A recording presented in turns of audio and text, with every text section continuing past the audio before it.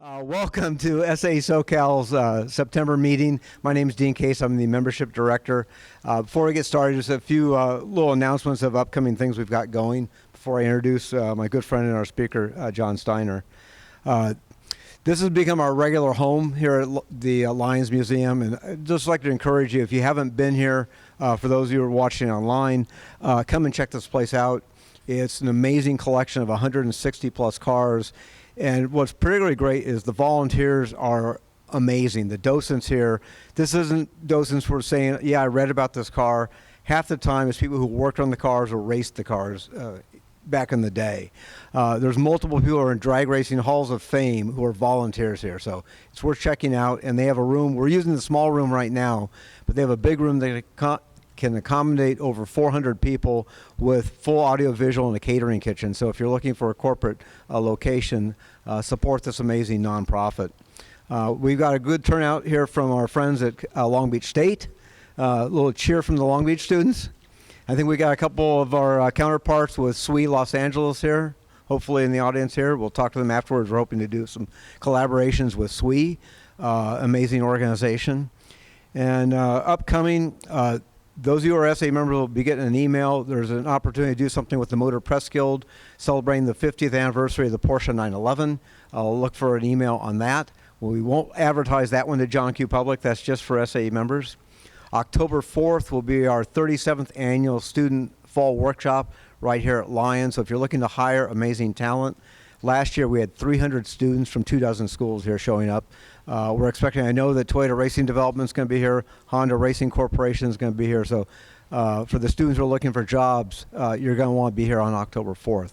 That will be amazing. Saturday, October 4th will be the student workshop. And then just a couple other bits of note. We're working on hopefully doing something with the NHRA in November. Board member Kelly Olszewski is working with NHRA to see if we can pull something together in time. But this is all volunteer. So if anyone says they have an idea, we welcome you to reach out to one of the SAE board members. Dr. Chris Bachman, who's also the faculty advisor at Cal State, is not here tonight because he's teaching down in Tijuana. So he's on a Fulbright fellowship down there. So it's pretty cool. But everything's volunteer. We have no paid staff. But this is a fun one for me tonight because I met this gentleman, John Steiner, when he was a student at Long Beach State about 26, 27 years ago. So I am really the old guy here.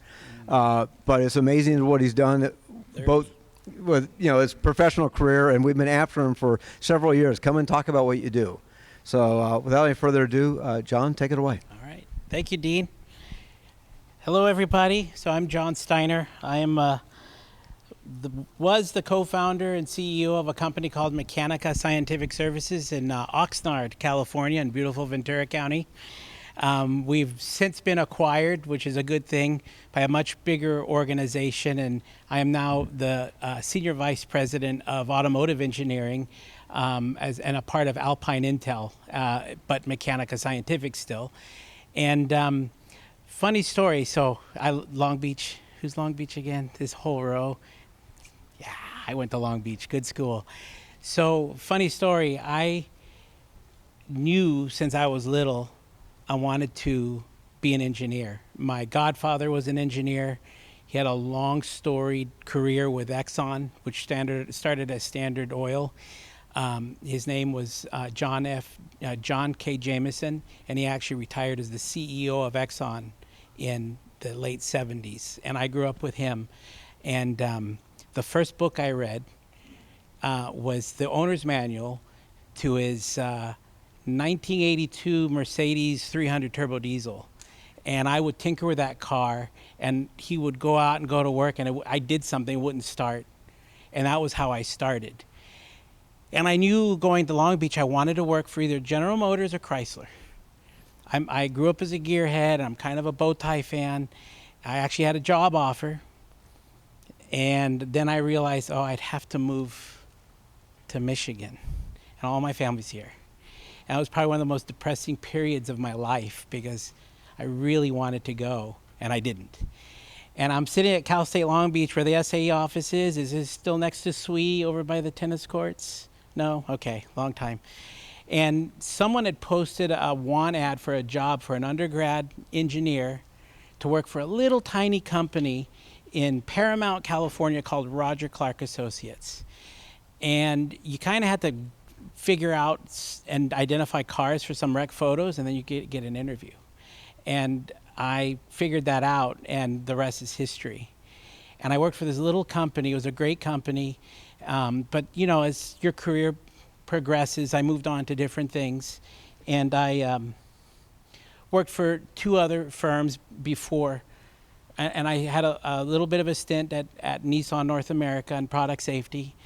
And eventually started my own company in 2014, which was Mecanica Scientific. And we specialize in figuring out, so we don't build anything, we don't design anything, we literally figure puzzles out.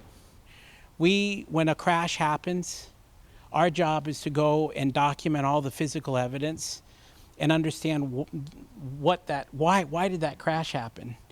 So we do this for insurance companies, for law firms if it's litigation, for manufacturers if they have questions, or if a customer has made a claim about something happened to the car to cause a crash. We're the independent engineers that need to go and figure out, good, bad, or ugly, we don't care what's up. We do government contract research on highway safety with Transport Canada. We've done non-funded research work with the US government, including NTSB. We do quite a bit of work in Mexico, where road safety is a big challenge, and we're working with their version of the Department of Transportation and the Federal Highway Police, which was also Guardia Nacional, and helping try to understand the cause of where these crashes are happening. So what is accident reconstruction? Anyone hear of this? I know someone here that knows it. Okay, so few. So accident reconstruction has been around a long time. I'm going to borrow some slides from 1999 from my mentor, John Kirchhoff, and another engineer I worked a very long time with, Chris Armstrong. And they're timeless because they're a great example of what is accident reconstruction. Well, accident reconstruction is it's an application of a blending of disciplines to understand and explain how this crash happened and sometimes why. And when you get into the details of the tools you're leveraging, you're really understanding the interaction and the relationship between the man or the woman operating the machine, the vehicle, in some environment. And you're doing an analysis in terms of the time and the pre-crash, the crash event, and what's going on post-crash. In this case, sometimes it's pretty easy. Someone didn't keep right. Game over. So when you really get into the details, this slide 30 years ago said it's primarily the analysis leveraging mechanical, automotive, and civil engineering. But today it's very deep into computer science, coding, programming, data. And you're also looking at other aspects outside of engineering, biomechanics, the injury kinematics, the mechanism for injury, or whether there is or is not one, human factors. So when did drivers be able to see something in order to perceive a danger and react to it and try to avoid? Anatomy, physiology. You get to do a lot of professional level photography and video work to document things, and then photogrammetry, which we'll talk about in a little bit. So who are the end users? Safety research field studies, so academia, so you're getting into schools like Virginia Tech, Michigan State, and UMTRI, the University of Ohio and TRC, government agencies, The U.S. National Highway Traffic Safety Administration runs one of the biggest databases that goes back many years on all of the details of highway crashes in the United States.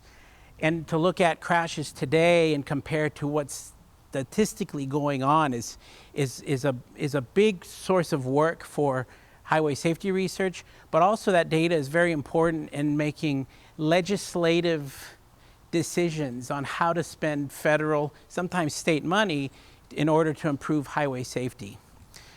Of course, there's litigation uses when two people crash. You know, usually it's, I had the green light. No, the other guy says he had the green light. And it's down to the science and the analysis of what happened. And then criminal actions. So accident reconstruction becomes a big deal in murder charges or any kind of criminal charges against someone that resulted in someone dying. Like, DUIs are some of the more obvious ones. Examples of crashes goes back a long time, like this General Tire demonstration from 1925. Interesting, I think the research found the first documentation of a lawsuit for a product defect was Buick being sued in 1916 for an alleged defective wheel. And then the science and the publications that go back regarding accident reconstruction goes back to 1925 and 1934.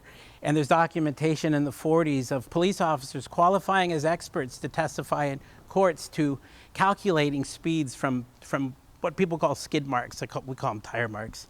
An important figure in the history of U.S. auto and highway safety is Dr. William Haddon, who was appointed by Lyndon Johnson, 1966.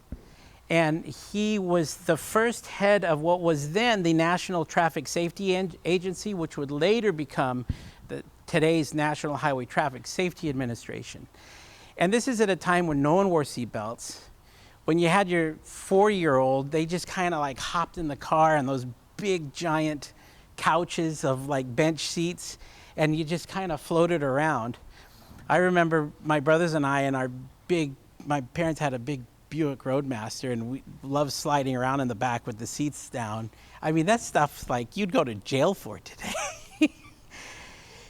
But one of the most important things that Dr. Haddon came up is the Hadon matrix, which is a way to kind of lay out the elements of a crash to really dive down into understanding what are the causes for the injuries or the deaths in these crashes. And so when you look at a crash with a Hadon matrix, you have your pre-crash time period, you have your crash, the actual crash itself, and the post-crash time period, and then you have the human elements, the vehicle elements, and the environmental elements. So in the crash phase of the vehicle, like point of impact, and I'll show you an example of that a little bit. Speed change. So this is actually quantifying the severity of the actual crash event. It's the accelerometer time history. Well, it's a derivative of. It's basically to quantify how severe is the crash and what could be the injury mechanisms to the occupants in the vehicle. What is the interior damage? What is the exterior damage? Paint transfers, orientation, like, is one car going into the side of another, or is it a rear end impact, or is it a head-on crash? And then we move on, and when we look at the human portion for post-crash, what's the point of rest? What if the person or the occupants were ejected? What's the point of rest? Of where did they end up? What resulted in damage to the vehicles because of extrication to rescue people that might be trapped in the vehicle? Additional injuries that occurred maybe because of extrication or something happened after the crash. What was the treatment? Witness statements can be important. Post-crash, when we look at the vehicle, one of the most important things we want to look at is what we call POR, or point of rest. right? So all the engineers in here, right, when you're solving math problems and you're modeling something, like you want to like, well, what are all my knowns, right? Because you want to have more knowns so you can figure out all your, solve for your unknowns. Well, point of rest is the easiest one because it's where the vehicle came to a rest after the crash, and it rolled out after the crash, and it stopped. Well, what do we know there? V equals 0. We know speed 0, so that's a great place to work from. There could have been additional damage, like say hitting a tree after the main crash. There could be additional damage from removal of the vehicle by the tow truck guys, or in storage, or in a lot of our cases, we get called after the vehicle's been repaired. So that makes things really interesting. When we're looking at the environment, roadway markings, first responder marks. So, if gouges are really important to understand where the collision was, but when those big tow trucks come, like what we call the big hooks, sometimes they put those grappling feet down, and those things can add marks. And sometimes it's not so easy, like, well, what is that? So being able to recognize and discern what is post-collision and what is actually from the collision is really important. Changes to the roadway. We've had crashes where we need to go look at it, and guess what? They completely changed the layout of the road, widened it, added 2 lanes, repaved everything, and it's not the same. That can be a challenge. When we look at the environment pre-crash, the road type, what was the road conditions? Was there mud on the road? Was it raining? What was the visibility? Was it foggy? Was there a slope? Did it inhibit a sight line so drivers couldn't see each other? Signalization we got 2 drivers that both said they had a green light. With the vehicle pre-crash, make, model, year, super important. What is this vehicle? Because we need to know what it is to figure out how much it weighs. Because in crash reconstruction, weight is one of the most important elements of the vehicle to calculate speeds, for your momentum and energy calculations. Today, was there driver assist, things like lane departure warning or lane keep assist? So is the vehicle steering itself? Does it have collision mitigation system and automatic emergency braking? The vehicle can brake. So who's braking, the vehicle or the driver? That's a new element you'll get to see in a little bit. Speed, travel direction, and then data, a lot of data from vehicles. And that's actually surprisingly not new. How many have heard there's data in your cars? Gotcha. Not surprised. Important elements for the human pre-crash, biggest one is impairment, right? Do we have a DUI issue? Distraction. There's studies that show that using your phone while driving is worse than drunk driving. There's published research on that. And it is amazing to me how much driving I do and traveling, how many cars I go by, and there's someone that's got a steering wheel propped up on the steering wheel, and they're like watching Netflix, or they're just typing away and driving with their knees. But, I guess it's what keeps us busy. Perception reaction, so that's that human factors element. That's a whole other fascinating world in the world of human factors and how it's applied and used to analyze crashes. Because if you are in a vehicle and you're approaching an intersection and there's buildings and you can't see the cross traffic, there's nothing to react to. But if you can see the vehicle approaching, at some point, your brain and your body needs time to perceive that as like, oh, poop, I need a brake. And then you need some time to actually move your foot to apply the brakes to avoid. And being able to study that and try to quantify that is a whole other world in crash reconstruction. Seating position's important, and whether people are using seat belts is important. During the crash, the human element could be pedestrian position. So if we have a vehicle versus a pedestrian, that's really important to know. Occupant positions in the vehicles, and then the resulting injuries of that crash event. And then finally, where in the world did the impact happen? Interactions with the roadway, did it also crash into a guardrail or a bridge abutment? The roadway gouge is super important, and then the fluid trails and debris are all super important evidence. So we're going to look at an example of putting this stuff to use. So this is a big thanks to one of our senior crash reconstructionists, Wes Grimes, who's been doing this for 30 plus years out of our Mesa, Arizona office, and Ann Grimes, who is also an accident reconstructionist and helped put these slides together. And it's a great example of a typical crash that we'll get asked to look at. So this is a commercial truck colliding with a bicycle rider, and it ultimately ended in a fatality. And in this case, we get police photos. A lot of times they're terrible. And no fault on law enforcement, because remember, their job is there to help us, help you, make sure you're okay, and get you on an ambulance or in a helicopter and get you to the hospital and to get the road cleared. Sometimes the photos and the measurements they become kind of secondary. We get statements to look at what people are saying. Ultimately, we're really focusing on what does the science of the physical evidence say. And in this particular case, we had great photos, but no measurements. And this will prove to be interesting here, as you will see in a little bit. And then they only took ground level photos. A lot of times today, you see more uses of drone technology to document crashes. So, and these are actually really, really good photos. So we can see where the truck came to rest. We actually can see tire marks leading up to the point of rest. We can see damage right away on the truck. We see where the bike is, but we don't know if someone moved the bike. Most likely they did. As we go around the truck, we get a good idea of where the truck is in the world. And then we start to see not only tire marks, but furrows and additional photos documenting point of rest. Now here's what's interesting. 2-lane road, no shoulders.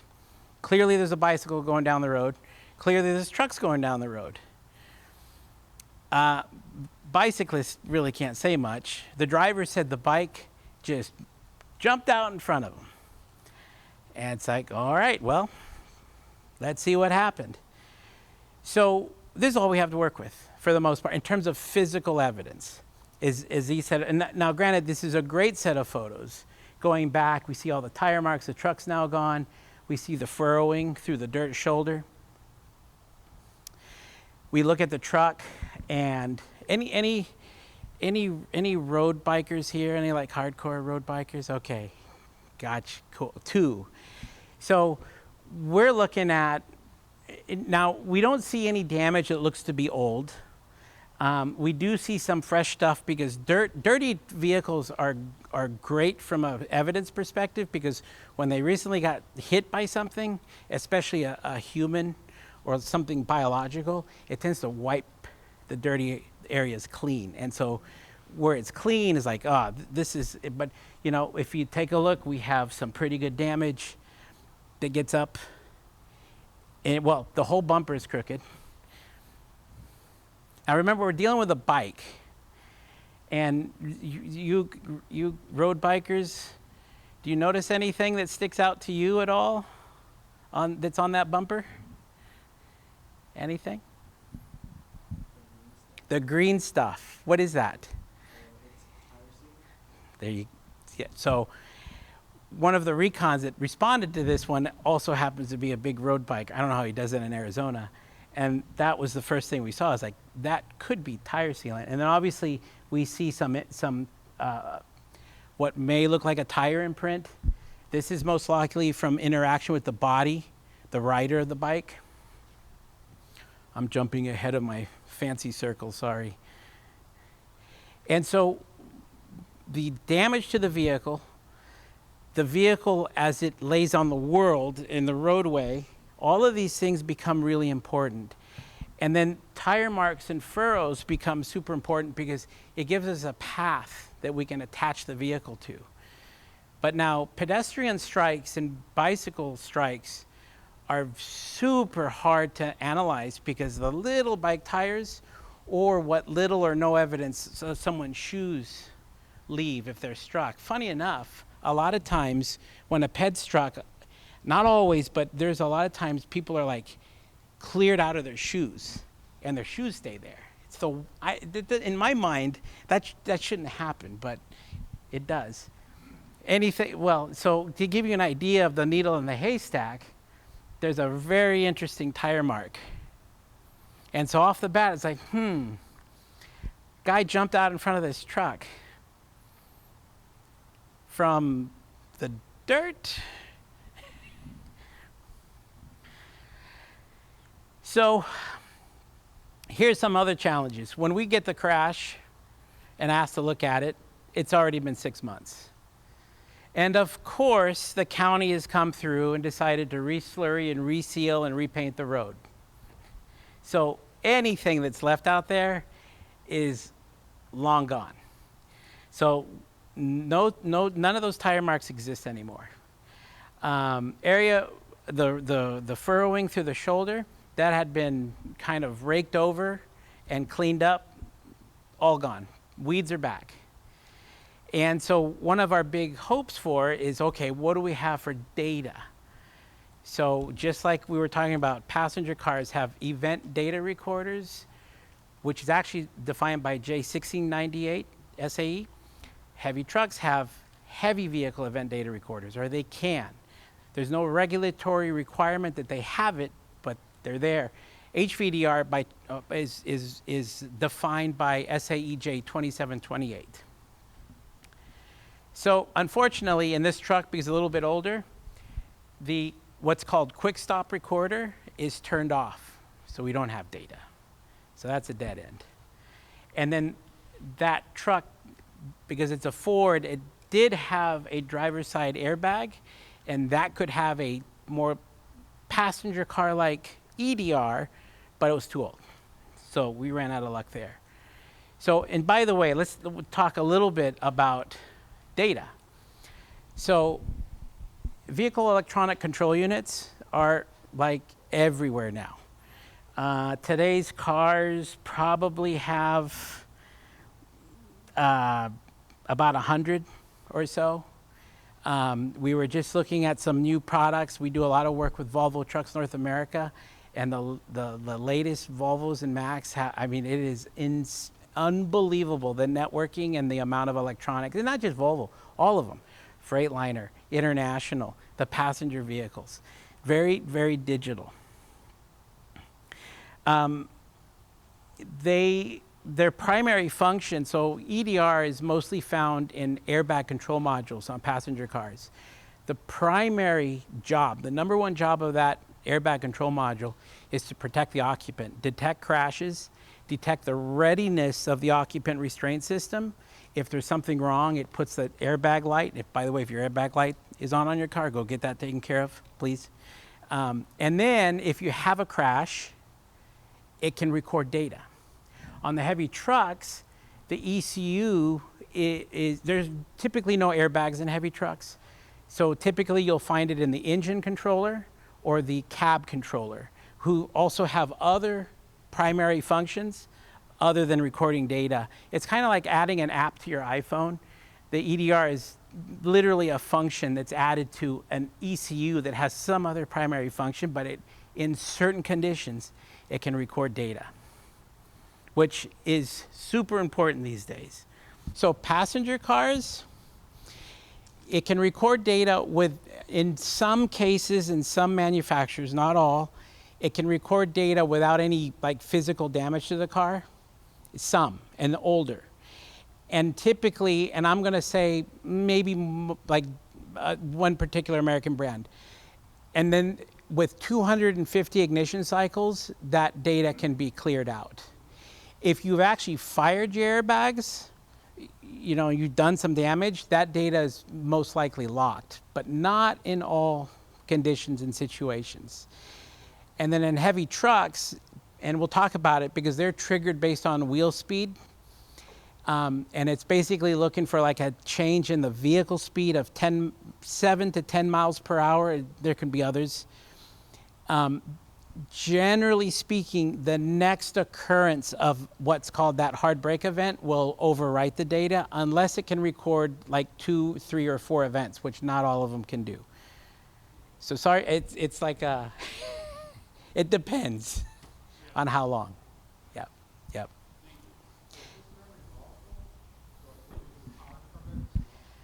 No, there are. Yeah. So the question is the memory volatile? So I've been looking at EDRs since they started, and if you go back early, there's some manufacturers I recall, like going back to the 90s, that if you lost power, it did have volatile memory and you could lose data. But today, in the last 10 years, I think it's mostly non-volatile flash, and because we'll get a car out of a river, dry it out. We have an advanced electronics lab, put it in a special drying cabinet, and we don't touch it it's been in the river for a month. We don't touch it for like another 6 months, and you can power it and pull data from it. So when you pull data, there's a tool, there's a couple of tools. Some manufacturers have their own tool. Most manufacturers use Bosch Automotive, and the crash data retrieval tool, if you happen to want to buy one, I think the basic tool is about $7,000 and the complete tool is about $30,000. It's not cheap. But you use this tool to connect to the vehicle to pull an event data recorder report. And there is a federal level regulation on what this looks like and how an EDR should perform. It's voluntary. If you're a manufacturer and you don't meet Part 563, you just turn it off. I think we have like 94% of vehicles in the North American market have a Part 563 compliant EDR. And this is voluntary. So this is industry that did this, and the coverage is pretty big. So this is like just the header stuff. What the data report looks like is, so in this particular make, they're all a little bit different, but we have 5 seconds of data reported at half-second increments. Vehicle speed, accelerator pedal, service brake, engine RPM. Was the ABS engaging and waking up and intervening on braking or not? Brake powertrain torque request, driver gear selection. So, and then some OEMs record the tire pressures. Some record there's a minimum requirement in the Part 563 rule, but it doesn't say you can do more. So you can have this basic set of data, or you can have a lot more, and that's kind of what it looks like. I'm sorry. I think I'm going to go, Dean. I'm going to go back to like the start of collapsible steering columns and maybe like a '68 Impala, because if you have who has a display like this in your car? And do you sync your phone to that? Behave when you're driving. So there can be a lot of data in the OEM infotainment stack that's out there. There is a tool called Burla, and some manufacturers can have up to like 30 days of GPS position history. And not only that, like, when did you open your doors? When did you close your doors? When did you unlock your doors? When did you lock your doors? When did you put it in park? So this was a big battle that happened in I can't remember if it was I think it was the early 2000s, where a resident of Florida sued General Motors, because General Motors was really the first out with the public tool. I'm not saying the first with data, with the Bosch tool, and they were sued for privacy. And I'm not a lawyer, but the Cliff Notes version is a court in the U.S. found that plaintiff's expectation of privacy operating their own vehicle on a public road is greatly diminished, because your actions driving that car can have great consequences involuntarily to the other people around you on the road. So I didn't answer your question, but I wanted to, so the privacy thing, our expectation of privacy as citizens, American citizens on a road, is you can't say that's private data. If law enforcement wants it, they're gonna subpoena it. And so, but the other part of this, and I can't remember if it was the same case or a different case, the registered owner of the vehicle owns the data. So, which is some profound implications for like a company fleet, right? So the data, if you have an employee driving a company truck, the data belongs to the registered owner of that truck, not the driver. It doesn't matter who's driving it. So what's interesting is, and someone made comment on the live stream, is if you have a crash, your car, and there's litigation surrounding the crash, and the insurance company sells your car as salvage, either intentionally or accidentally, because no one claims it, did the ownership of that data transfer in the sale of that salvage? Is there any attorneys in the room? I think that's still yet to be determined, and that probably be a state-by-state thing. But going back to the OEM infotainment stack, not all, not every manufacturer, some, there can be quite a bit of data.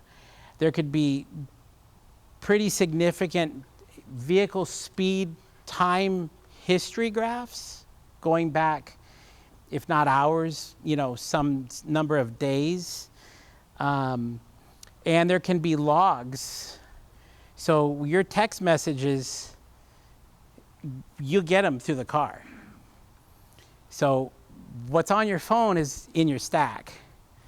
It makes me nervous connecting to a rental car. On my own car, I don't care. I got nothing to hide.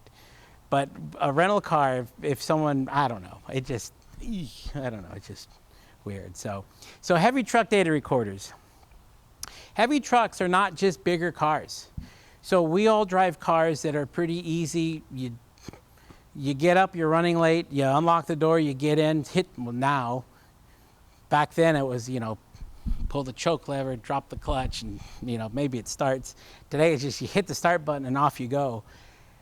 Hydraulic brakes, the design of the suspension and the chassis make vehicles today super forgiving and easy to drive. Heavy trucks are a different world. These things are, they take skill to learn and to understand and to drive them. You have air brakes. You're managing a massive amount of energy. Going down a hill for us in our cars, and even if you ride the brakes, today's brake, they don't care. You can't do that in these trucks. You have to know how to climb hills. You have to know how to descend hills in the appropriate grades.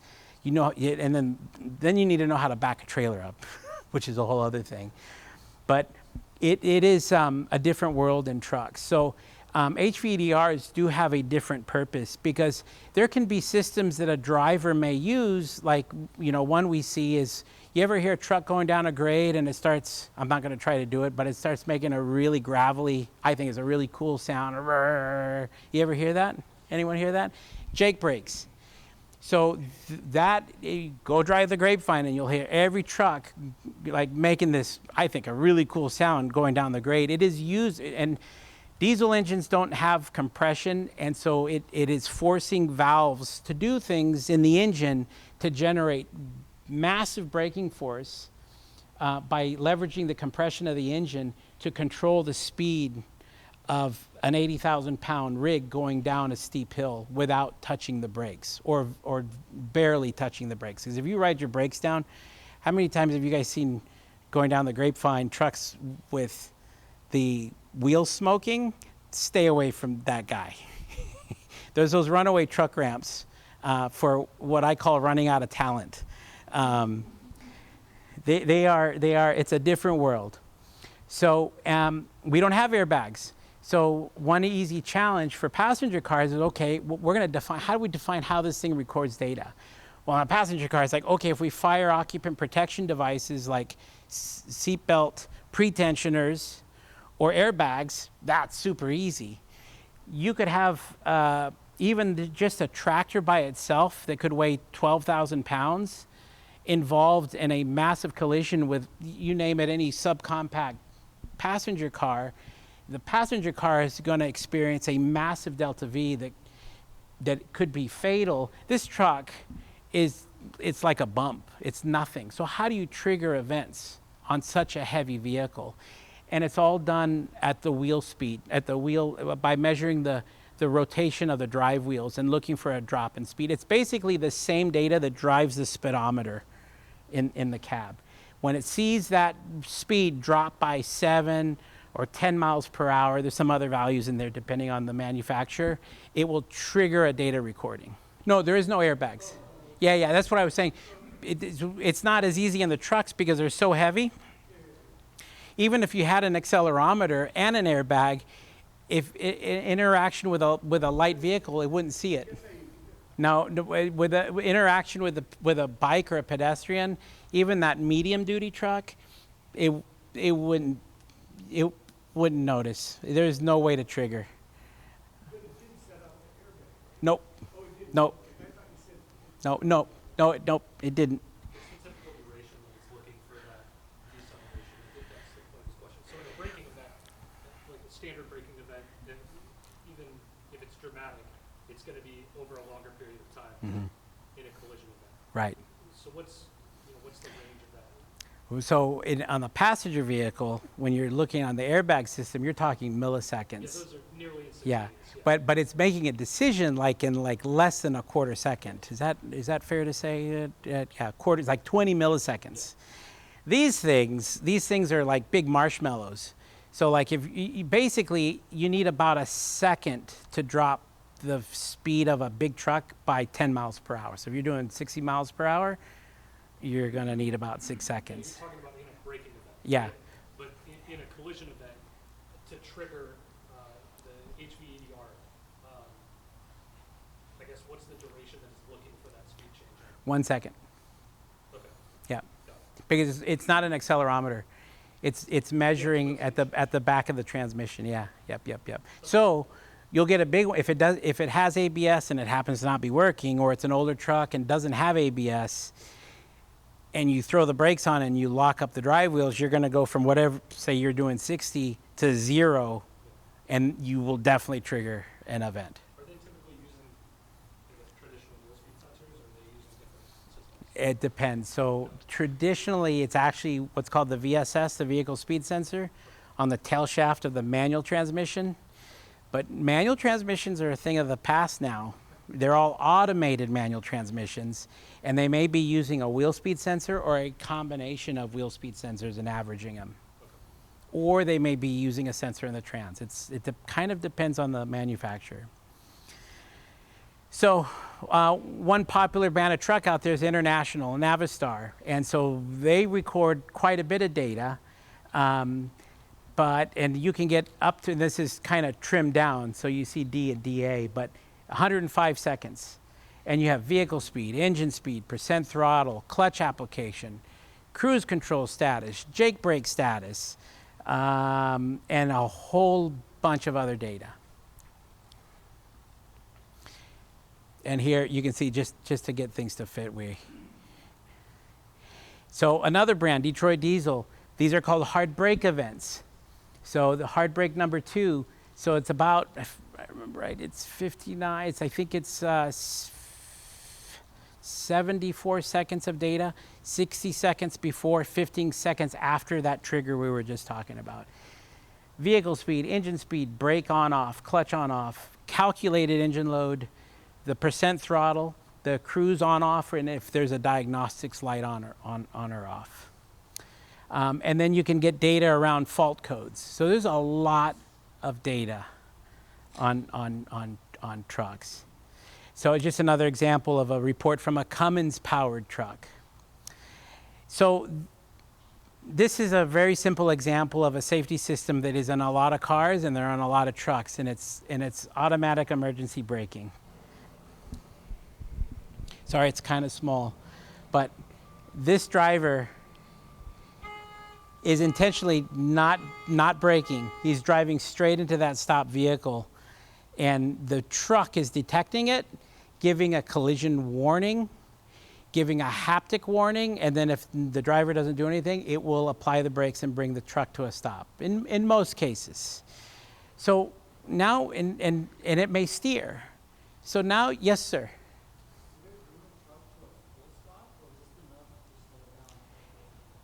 If you go older, it might just slow it down, but trucks today, up to certain speeds, it will bring the truck to a complete stop.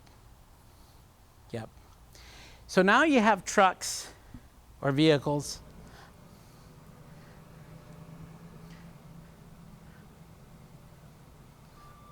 So collision warning, and for what it didn't engage. So for some reason, and there could be a bazillion reasons why. And that's a whole other thing. Now the vehicle can steer it. So prior, in the last 10 years, our job was like, okay, is the vehicle in good condition? Yes, we can rule that out. Nothing weird with the environment, no ice on the road? Okay. What did the driver do or not do on all the vehicles involved? But now we have this extra layer of complication.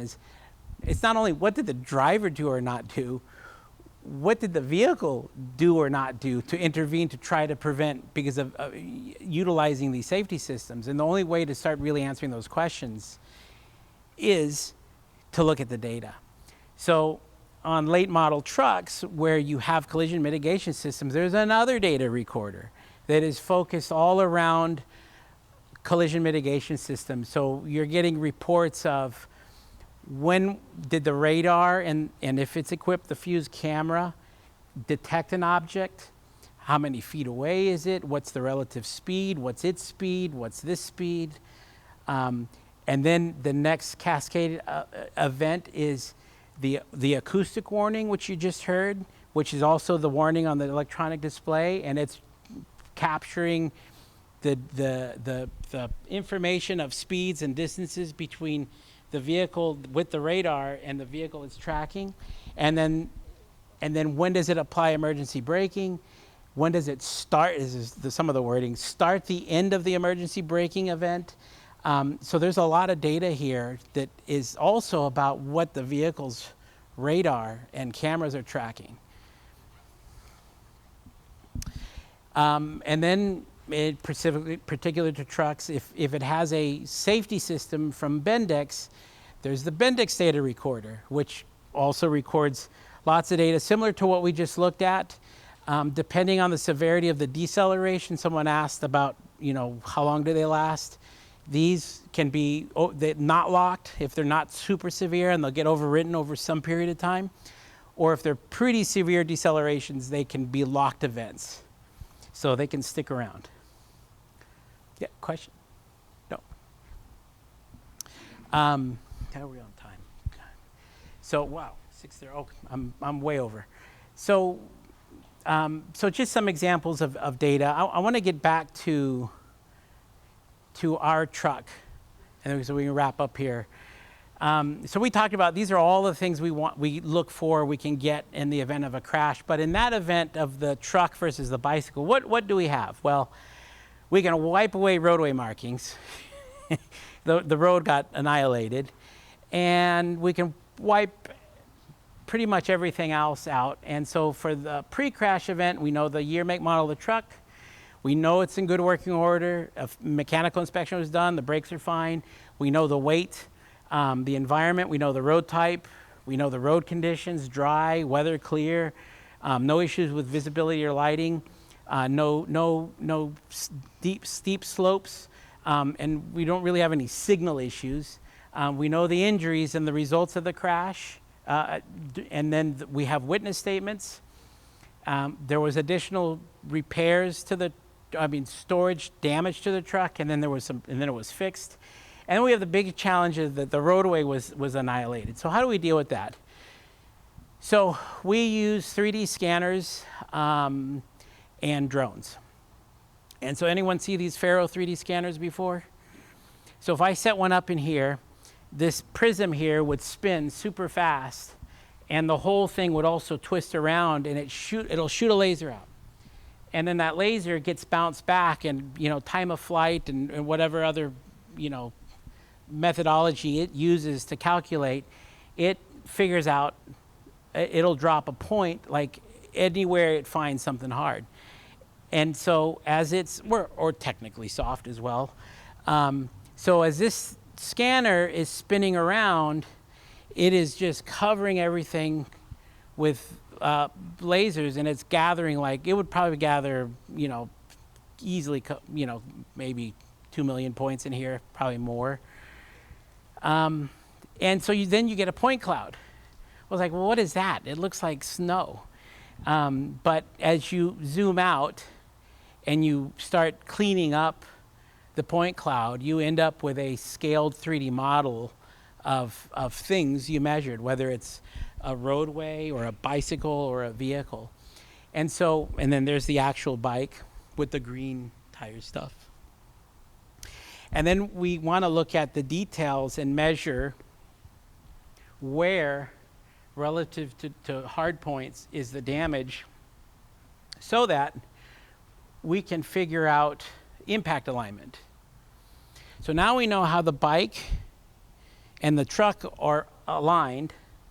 And by the way, we rely on and reference peer-reviewed technical literature for the basis of our analysis, because if we testify in court as experts, we have to we can't just make stuff up.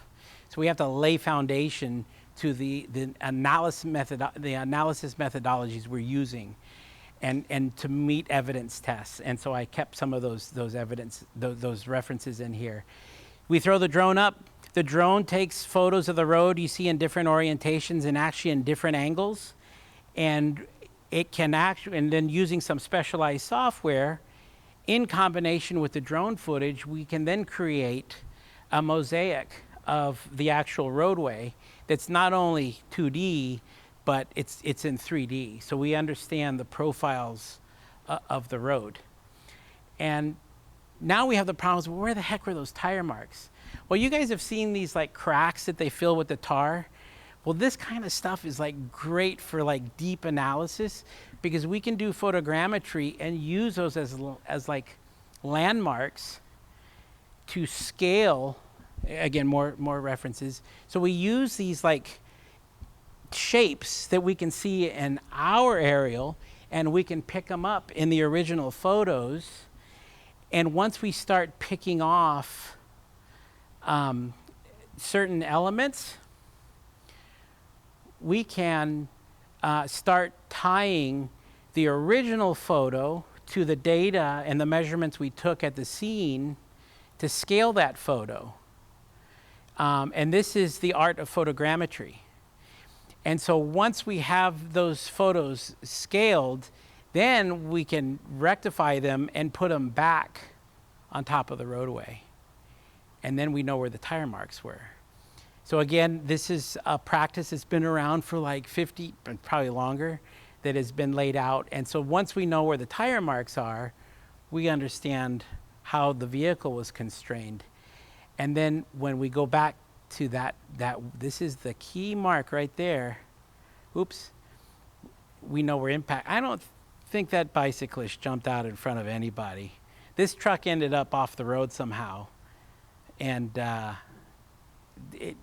outcome, unfortunately, was not pretty. So we go and scan the vehicles, and if we need to help have, a 3D demonstrative that's based on all of these measurements to explain to a mediator, a judge, or a jury, we can put together a 3D scaled animation of what happened.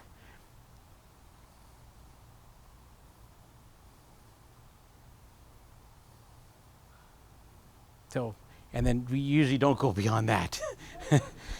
But this is how we reconstruct and bring to light how a crash happened.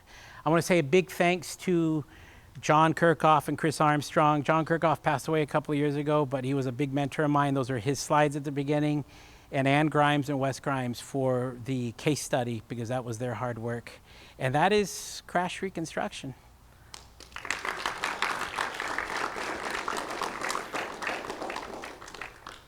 Any questions? I usually give depots, so I'm easy. I take anything. Hey, oh, hang on, I got one up. One right up here. Just want to say first off, like, you guys do amazing work. This is like Batman level, like, investigation by as engineers. But my question is, what is like the most difficult or most perplexing case that you ever had to reconstruct? Difficult case. What comes to mind? I don't. You may be too young. Who remembers the truck pileup in 2007 on the I-5 in the tunnels at the 14, where the 30 trucks piled up under there, and they went up in flames, and it actually melted the I-5. We had that. We had a client that, by dumb luck, had 2 trucks in there, and so and it was I mean, you had the loss of the road. That was tens of millions of dollars. You had loss of cargo. Luckily, only, I think, 1 person died and only 2 major injuries. But the property loss was huge, and it was a big legal fight, and that was a complicated one. So it's like erased all that. It's basically Yeah, it's everything. It was so hot that I forget who's the National Nuclear Agency.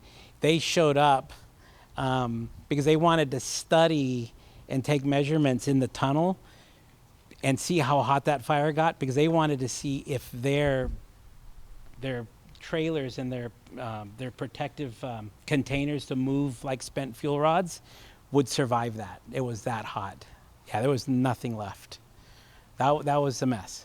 I know you're building it up based on facts, but I'm just wondering if you thought it was going to go one way and it was totally different, right? Nothing profound, but yeah, there was something where, you found something out, and it's like, ugh, and it is what it is, good, bad, or ugly. It's, Because the truck hit the bicycle, I was thinking, so why didn't the truck driver just get over on the other side of the road and give that kid, the whole lane to himself?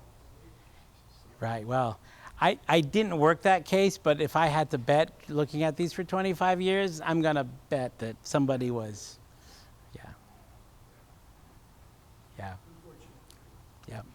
Well, if it's an empty stretch of highway, people get distracted. They just kind of zone out. Mm-hmm. You see that a lot between Las Vegas and here, and Los Angeles to like San Yep. Francisco on I-5. That's right.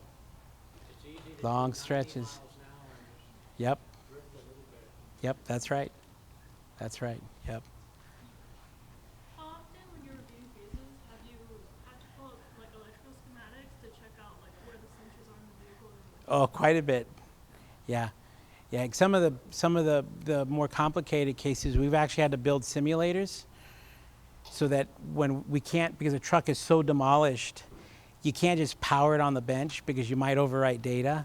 So we need to introduce circuits and sensors that it's looking for to try to make it think it's connected to a healthy truck and it doesn't write any new data. So we get deep into that. Yep.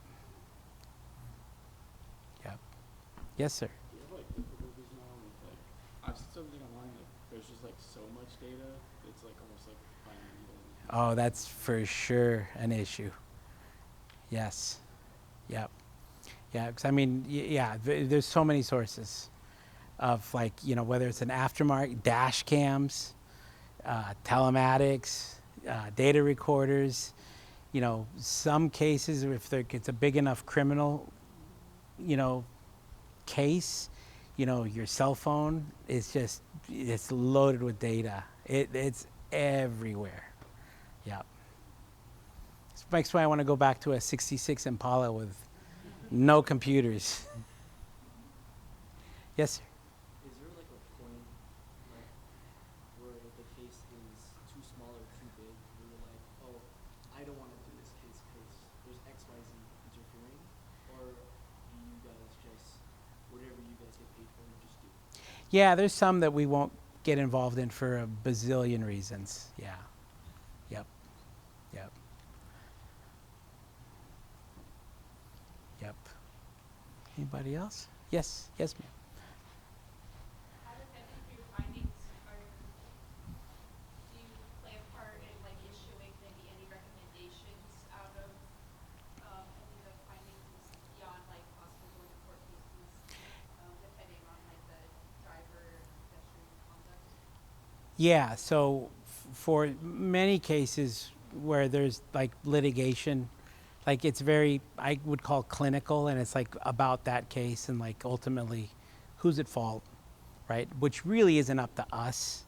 That's the trier of fact, which is the jury. But, you know, we lay out the physical evidence and the analysis.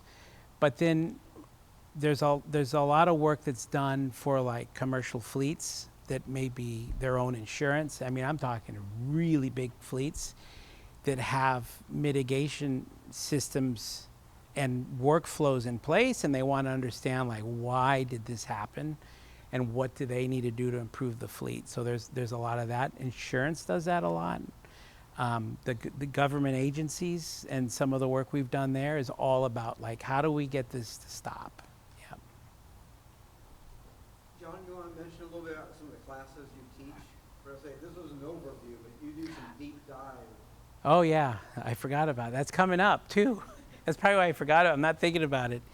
So through SAE, about 10 years ago, myself and a colleague back in Charlotte, Tim Cheek, and I started a course on the access and analysis of heavy vehicle event data recorders. And we thought, I would teach it for like 2 or 3 years and no one will pay attention. Well, here we are. You know, we started in 2010 and it's 2026, and we teach it. We've been teaching it twice a year. We're now going to teach it 3 times a year because there's a big waiting list.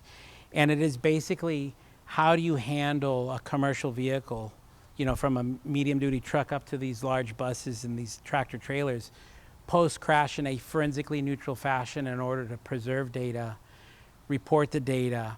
How do you understand the data? How do you validate the data and what you can and cannot do with the data in terms of an analysis of a crash and reconstructing a crash?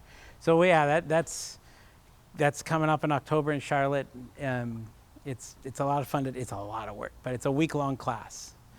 So there's another SAE class that's taught by a good friend of mine who retired from Ford, Rick Ruth. And he's got the equivalent class for passenger vehicle event data recorders. Yep. Yep. Yep. If you search like SAE EDR training, I think it'll pop right up. Yep. Yep. Yeah. Well, thanks for coming to hang out with me. A couple of quick shout outs. Miles Regan's our volunteer photographer, so if you ever need to hire a professional photographer, consider Miles. TJ Keon always does a professional video job for us, so if you need video work, talk to TJ afterwards, because here again, we're an all volunteer board, so if you got an idea for a future meeting, talk to, and John's our vice chair for communication, so please go on. We have a great YouTube channel. We've archived all these, so we now have over 50 videos, and I think at least 49 of them TJ did, so we've got some great stuff out there.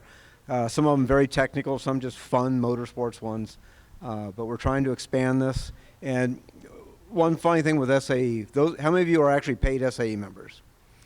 Did you know that if you do not opt in to allow us to send you emails, we can't legally send you an email?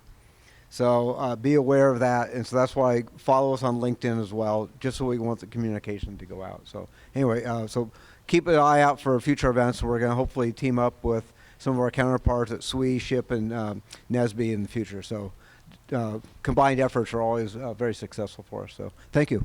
And I think we got about 20 minutes. I think we got at least another 20 minutes you can enjoy the collection. How many of you have never been here before? This is an incredible collection, and it's a great resource. The volunteers here are extremely knowledgeable. And it's a wonderful resource that we should all help survive. We've lost several car museums in the last year. The Murphy's gone, the Mullen's gone, the Automobile Driving Museum, all are gone. So it's hard to keep a nonprofit going, so help support this place. Thank you.